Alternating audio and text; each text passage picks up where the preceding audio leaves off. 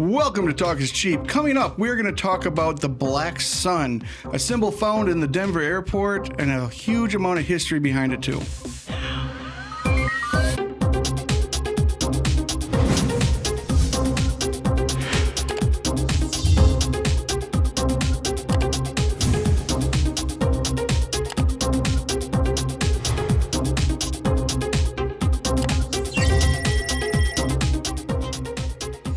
Welcome to Talk is Cheap. My name is Dusty Long, and I am here again.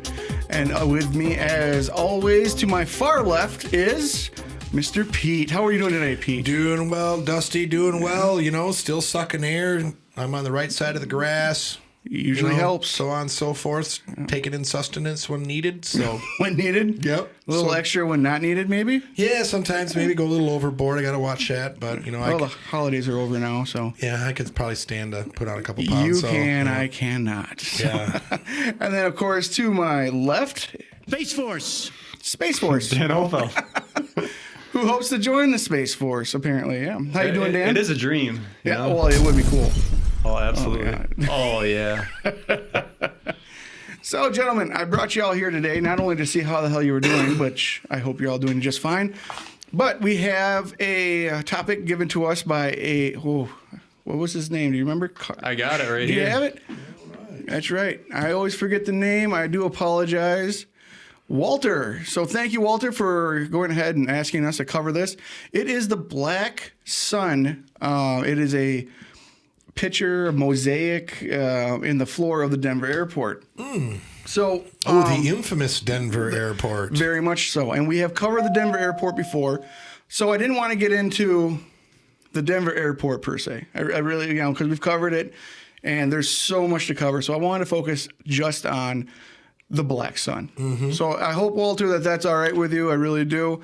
But first, during my research right away, and the first thing you actually see while pulling into the Denver airport is this photo Dan's going to bring up for me. There it is. It is of a large, what people like to call a demon horse or a Bronco. And the reason I brought this up is because not any part of anything with what I was doing, but I thought it was interesting. It's a 32-foot sculpture, and they say it's a bloodthirsty Bronco, and it's the work of artist Louis. I will murder that. I apologize. Jimenez. He made this Bronco to symbolize the Wild West and all the, the things that kind of went with that. But it has red glowing eyes. It has veins all over it. That's the thing. Why make it so demonic looking? Well, he's an artist. I mean, we wouldn't do it, but maybe he did.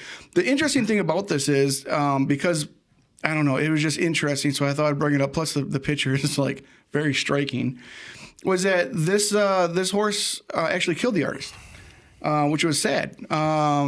In 2006, he died, the artist, Louis, when a 9,000-pound section of the horse actually fell down and crushed his leg, crushing an artery, and killed him, which is sad. And I don't know, like, he said it was about the wild and the untamed West.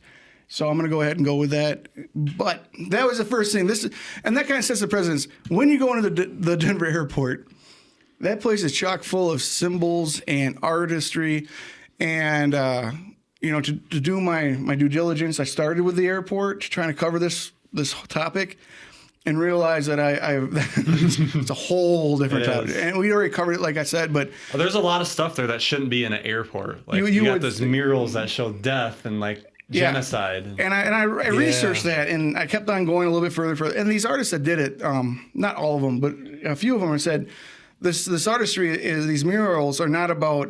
It is about death, but if you follow the mural through, it shows peace and happiness, and it's supposed to represent, like being done with wars and famine and all that stuff, and coming to this, world as, utopia or whatever you want to call it, but happiness and peace. And that's what the artist that did that mural said. So again, take it how you will. But we're going to focus on the Black Sun itself. So if you can scroll down for me, Dano, I appreciate it. This here is the Black Sun.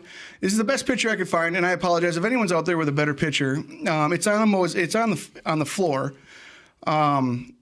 And like I said, it's the best picture I could find. They call this the meeting hall. It's for the Masonic Meeting Hall area of the airport, I guess, or the Great Hall on level 5.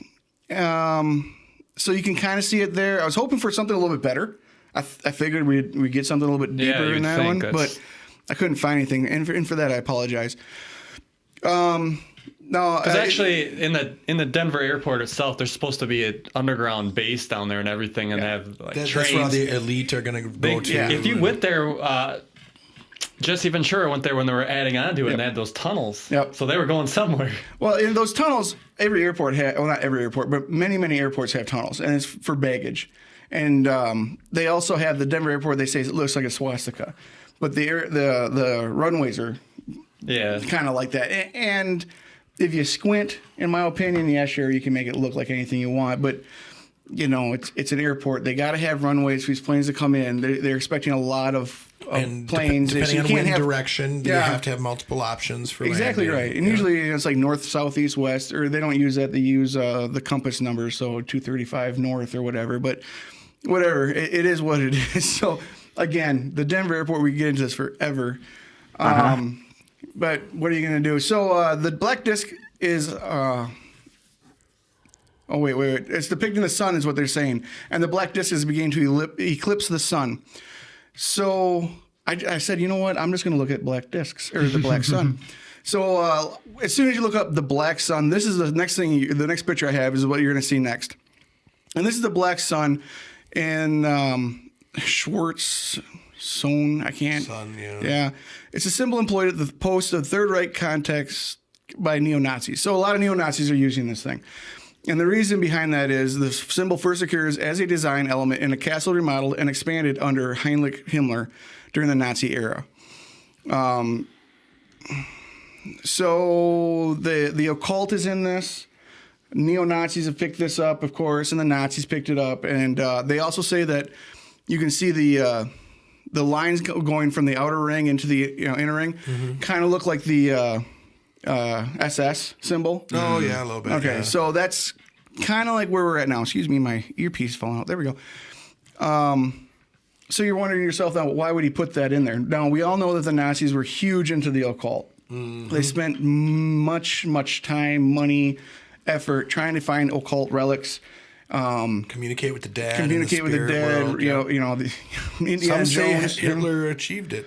That's very true. But we've also covered, Peru, was it, that Hitler might have gone to? Argentina, thank you. Yeah. I knew it was someplace down there.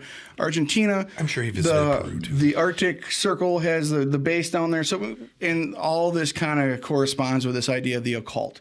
And Hitler was huge into it. I mean, there's just tons of research gone into that type of thing. So I thought, well, I'll go a little bit deeper. Where does this come from? Yeah. So we go down just a wee bit more. This is the true origin of the black sun symbol. Now, I'm going to try to murder this a little bit better than normal. In the so he murders it right away. Yeah, right. Yeah, good job, Dusty. Archaeological. In the archaeological record, it's likely to be sometime before the migration age, which is first millennium BCE in Eurasia, where the Goths and the Germanic tribes were, and they had a little bit of both Western and Eastern presence at the time. They made bronze brooches with a similar sun wheel design, as you can tell in that picture above. These discs were found on women's graves. And I'm going to just kind of go through this. I don't want to read it. I don't need to be reading to you guys. It's not a bedtime story. But the significance of these symbols in women's graves, they understand the Sanred's major meanings. The black sun is in one sense is a womb. So the mother of all things. Okay? Excuse me. The darkness from which creation emerges. So the black sun can symbolize a gigantic black hole in our galaxy's center, which is indeed the mother of the galaxy, for its gravitational waves and magnetic waves spinning the gas to a spiral. Of course, creates eddies, and then you get more suns, and you get more planets, and so on and so forth. It also represents the destruction. So and this is usually the female half of the black sun theory, or this symbol. The female half is about being born, coming from the womb, all these different types of things. Oh, yeah.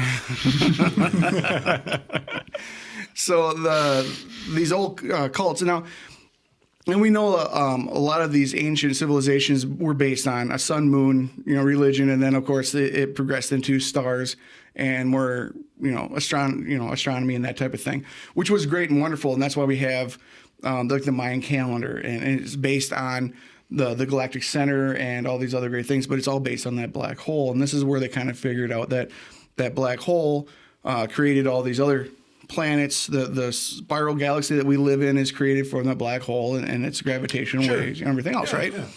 The male half of this is the destruction side. And if you know anything about these old, religions and whatnot, usually the female half is usually a lot nicer than the male half. But the male half is the black hole side, where it sucks everything in, it destroys.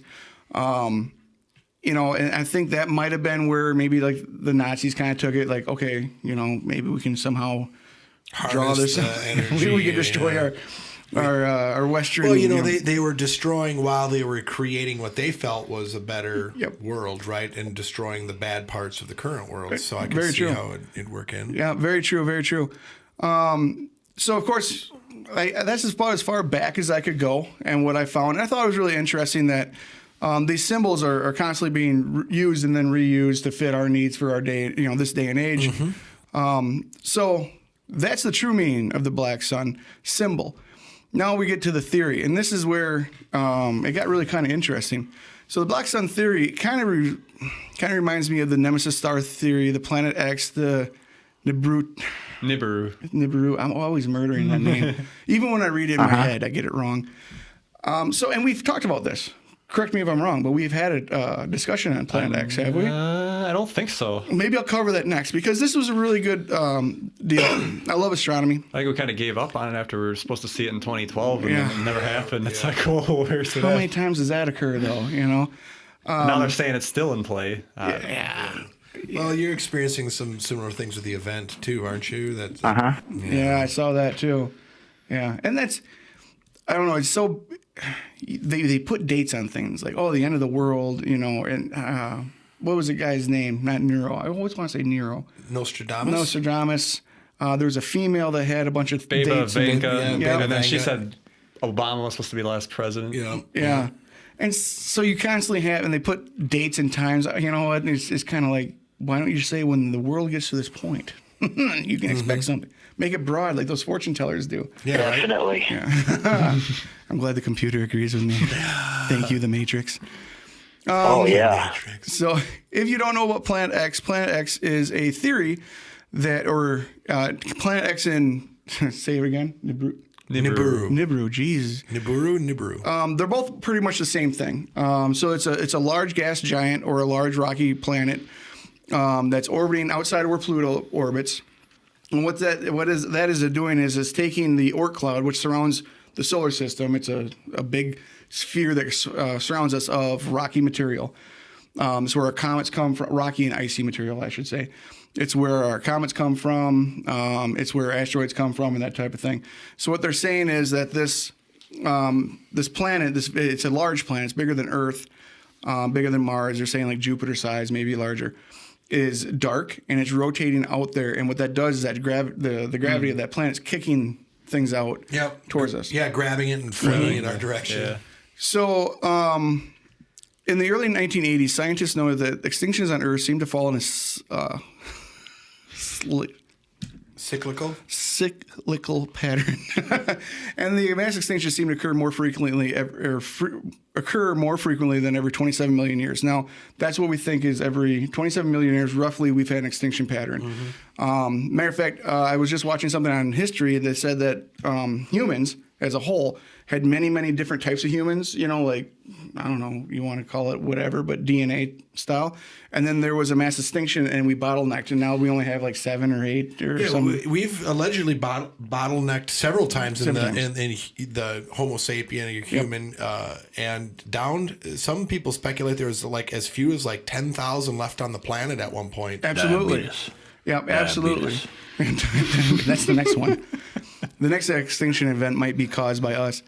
And of course that's just humans. We're also talking about the Jurassic period, the Great Extinction, where we lost a lot of dinosaurs, and we lost the woolly mammoths and whatnot because of the Ice Age. all again extinction periods where we keep on losing life as we know it on this planet Earth. So, where was that at? So that was in the 80s. In 1984, Richard Muller of the University of California, Berkeley, suggested that a red dwarf star 1.5 light years away could be the cause of these mass extinctions.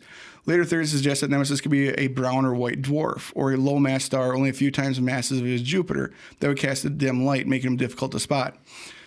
So you know that it's a massive place out there, and you can't see everything. When we find planets, it's usually like far away. It's usually because they go in front of a sun and they dim the light. Yep. Okay. And they measure the dimness. Right? All right, absolutely. So if you're not looking with the sun behind it, so you can see that dimming of the sun. What you're looking at is you're looking at a black backdrop. Oh yeah. And you're trying to find anything that reflects light. Well, if you have a brown dwarf star or a dark Jupiter star, or not star, Jupiter planet that's dark, it's going to be super hard to find because it's not reflecting enough light. Yep. Okay. So that's what they're saying might be out there. And a brown dwarf star would be very, very difficult for us to find because of the amount of sun or the light coming off it would be very small. And now if it was even, say, like a Jupiter, but a Jupiter that was dark blue or even black, because there's some black planets out there, we don't know why, would be almost impossible. So this thing, and of course, we also talk about massive amount of area that we got to be looking for, and it doesn't have to be in any correct orbit. It could be, elliptical or something else. So it's really difficult trying to find it. Now, this search for Planet X has been going on for quite some time, and astronomers have been looking for this. Actually, like they're convinced something's out there. They just don't know what it is yet. Absolutely. And the dwarf planet Sedana, I don't get names. I just suck. Lends further credence to the eyes of some the existence of a star companion, or the companion star for the sun. With an orbit up to 12,000 years, the planet represents a puzzle to many. Scientists have suggested that the massive object, such as a dim star, could be responsible for keeping that dwarf planet so far. Now, this planet's outside. This is in the Oort cloud itself. I don't know. It's like a mini planet. What are they? Dwarf planet is what they call Pluto now. They don't even want to classify it as a planet anymore. They want to be what is it? It wouldn't be racist, but planetus. So can't call them planets. They're not big enough. So even people in the profession, people who have many, many years of doing this and education in it and everything else are saying there very well could be something out there. Now, every time this happens, there's some other side that's saying, no, it couldn't. And that's the great thing about science is that, you can say yes, you can say no, but you got to prove it. So they're saying a solar companion may be hard to find, but still be visible to sensitive telescopes. Astronomers have scoured the sky using 2-micron all-sky survey called 2MASS, which studied the sky over 4 years in 3 infrared wavelengths. The instrument discovered 173 brown dwarfs further away than our solar system, but none near enough to be the infamous Nemesis. Really interesting. I did a little research on that because I love astronomy, of course. And they took all these pictures and everything else, and they pinpointed them and they circled them, and it just looked like a bunch of dots on the damn. I don't have a picture of it. I apologize. Draw all over that chart, would you? Oh yeah, it was just black with little things, and they circled them in red and blue, and it just looked like Like I ain't gonna put that up there. NASA's Wide Field Infrared Survey Explorer completed its 1.25 million year mission in February 2011, having discovered another brown dwarfs within 20 light years. Again, none of them are located near this solar system. Now, they do say a lot of stars are actually formed and they have a companion star, a gas giant that got too close. Now, there is a viable theory that our star actually had one of these too. But they're saying that what would happen is it would either be sucked in by our sun or it would be kicked out. And we all know about, I don't know if everybody knows this, but there is a distinct worry that black holes, these brown dwarf stars and these type of things could have been kicked out by other solar systems, and then they would just kind of shoot into ours. Yeah, just pass through. Yeah, we wouldn't even know sometimes. And that's a scary thought, of course. That at any moment in time there could be a call. Well, there's a brown dwarf star coming right at us. We only got about 50, 100, maybe less than that years. They wouldn't let anybody know. I think they would if it was like several thousand years out that they could find it or something. Or Well, we'll see. yeah, we will. Which reminds me, not to plug anything, but there's a new show on Netflix called IO, and it talks about the Earth just going to, heck. And, Io, and like they all go to Io. They all go to Io. The moon around. Io's a moon around Jupiter. Jupiter. How's Io spelled? Io. Oh my God, I can't believe I got this wrong. But anyway, it looks really good. Y'all should go and watch it. I haven't watched it yet. I'm gonna Google it quick if you want. Yeah, go right ahead. It's on Netflix. I just saw it. Cassie and I were going to watch it the other day, but Is it a movie or a TV show? It's a movie. This looks really... I mean, I watched a trailer, and it's more about the people. Yeah. So Look at that. Hollywood Reporter one day ago. Okay, so simply Jupiter. Io. It is Jupiter. Jupiter, thank you. I didn't want to get that wrong since I like space so much. It's about these people that are left on the planet That should be Earth. interesting because I always kind of like ones like these where people, it's like there's no inhabitants and they got all that land to themselves and like what do you do with it? Well, the Earth is gone completely to pot, so they're trying to get to the last ship that's going to go to Io, but they have to somehow manage to get up in space. And they're the last 2 or 3 people.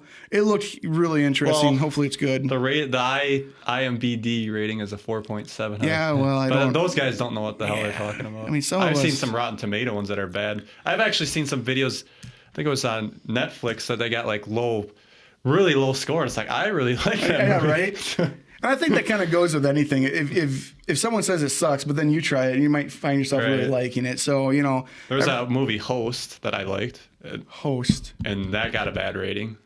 That was good. It was basically showing like how good aliens came to the Earth to help us, and then there was this other evil. I think there were aliens too that were trying to disrupt that. Oh, really? But it got a bad rating, but it had that futuristic feel and stuff, and I really liked it. And I like that type of thing. So you know what? Go to Rotten Tomatoes can go away. I'll do my own. So we'll call it the K2D4 movie review. The lack of discovery of a viable candidate by these two sensitive instruments has led many scientists to conclude that the sun is a single star and does not have a companion. And I kind of bulleted through this, and I kind of apologize for that. I thought I had a little bit more meat to this. I thought maybe this was going to take up a lot of time, but we had a good conversation about that. But is there another planet out there? Is there a dwarf planet, a massive planet? Is there Planet X? All these things. I think that's still said. There could be in reality. Yeah. Because something is kicking stuff out around there and whatnot. So There's people that say there is, and I've seen some photographs of them. I presented them this week earlier on the other show. Planet objects, and it's like, okay, what is that? Because the one excuse is it's reflecting off the clouds. I can see that one. I've seen examples of that, but there's other ones that is like, that is a planet object. What is that? And then the theory is that the government's actually cloaking these so people can't see them. well, how would you take care of the gravity though? No, It could be like a dimension shift too. Well, yeah, that could be parallel dimensions. You never can tell. I mean, I read a lot of sci-fi. I should, yeah. Thank God for what is it, Amazon Prime? I get free books, and I thought I was never gonna like any of the free books. You know how it is. Oh yeah. Like you have Netflix, you have Hulu, and they all kind of remind me of like the new movies, and then like the $15 bin at Walmart, and the $10 bin. And then Amazon always reminds me of like the dollar movies you can find at like They're Family Dollar. Most of them are terrible. Well, even Netflix is raising their prices now. Oh, it's like, when is that ever going to stop? But I It's gotta supposed to be say, going the other way. I gotta say, I got these books by M.D. Cooper, and they're really good, and they're sci-fi, and they talk about dimensions, but they also talk about AI, and they also talk about humans ascending, so becoming more than we are now, that type of thing. Yeah, They're saying something. sure. It's really cool stuff, which could be a whole nother topic. Oh, absolutely. So, in conclusion, the Denver airport is filled with images and symbols, of course, that are the foundation of most every conspiracy theory. I mean, out there. I mean, I don't think I could think of very many conspiracy theories that cannot be part of the Denver airport. And my research shown that these artists say they're not what we think they are, and that may be true. But then again, hiding in plain sight is something that we've all talked about. It's a lot easier to go ahead and say, you know what, the world's going to end in 3022, and I'll write it here. And I'll make a big old deal about it. And Well, and the majority of people on the planet are just in so much denial. You could tell them straight up something's going to happen, and you could have all the facts in the world. They just won't believe it. Well, very Wild true. women. Yeah, we're very opinionated. Wow, That's all they care about. that may be true. Some, yeah. But however, we need to question and wonder. Otherwise, we're going to be dumbed down. We're going to be spoon-fed the information and giving our power of thought to the others. And that's kind of the whole idea. Like the reason, like I love doing the show is just to broaden and open eyes and broaden horizons. Oh yeah, and that's why it's so good having our viewers bring up topics, because you would never look into something and then it's just like, okay, that opens up another avenue. Absolutely. And it's just like you just grow and expand. Absolutely. And I think that's what we need to do. I mean, we don't have to all agree. I mean, God, I'd hope we never all agree, because that would be the end of it. But I think we should question. And if there is a planet X, if there is a brown dwarf star, if the black sun represents something more than what I've brought up today, and I invite everybody viewing this to go ahead and comment. Tell me what you think type thing, too. And you know what's interesting is that, a lot of times, and even we've been doing this for 2-3 years now. I forget when we even started. 3 years? Has it been that long? I think 2015 it started. So we're going on our fourth year doing it. That's crazy. It's crazy, yeah. But some of the stuff that's been discussed on here is stuff that I've come across that hasn't made much sense to me, or like, that's kind of weird. But then all of a sudden, like 6 months, 8 months later, you're looking in, or you're hearing about this completely different topic.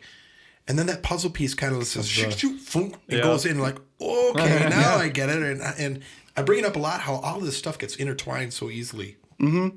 And what I like the most about, our forum is I've researched, say, Mothman that you did the other day, right? I haven't come across stuff you came across. And it's really interesting how you and I can both have been researching the same thing. Right. You come up with different information I have, but you also come up with different conclusions than I have. Mm-hmm. And that's, that again, it broadens our horizons. And I think that's the point of these types of things. The black sun, is it, a bad thing? Is it negative? Is it a theory of the end all be all? Which it could be, because the male half of that would say that black sun represents the end of our airports. Yeah, right. Or It can happen.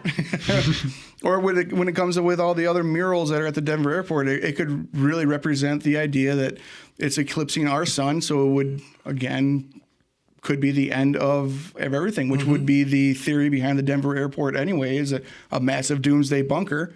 So yeah, it makes sense. Or it could be the other way around. It could be the rebirth, that sun's passing through our sun, and we're being reborn into that peaceful era that those artists are saying that they're actually creating. So, Sure. It's all in, perspective. It's all in how we want to, it's all in how we want to expect it. There are many ways to look at the black sun theory and symbols, and we really don't know why they are in the airport, but now we know the possibilities, and that makes us better informed. And the more we're informed, the more difficult it is for others to pull the wool over our eyes, in my opinion. So, in conclusion, I have no idea what the hell the black hole sun there. What it means. I don't know what it means in the airport. I really don't. But I gave you all a little bit of information and some history on it. And, that's the greatest thing about art, though. I mean, my Cassie's an artist, and she'll draw something, and I won't have a freaking clue what it is. And I take my own from it, and she tells me what she was doing when she made it. And then it's like, oh, I didn't even get that. So when it comes to art, it's all in the eye of the beholder anyway. Absolutely, yeah. So good luck. Yeah. So thank you so much, sir. I do appreciate you suggesting a topic. I love to cover good them. one, Walter. That was interesting. Thanks for that call. Did a great job. Really kind of helped me do some more research and dive into it. That was wonderful. So in case anybody else has any topics out there, you can call our phone number, which is 1-256-510-5234 or 1-256-510-K2D4. Not really or, it's both, but whatever. Call in, say hi. Right, yeah. You can call either one. We're going to get the message. And leave comments. Let me know what you think. And thank you, Pete. Thank you, Dan. Thank you, Dusty. And we'll see you all next time. Bye-bye. August, Jade.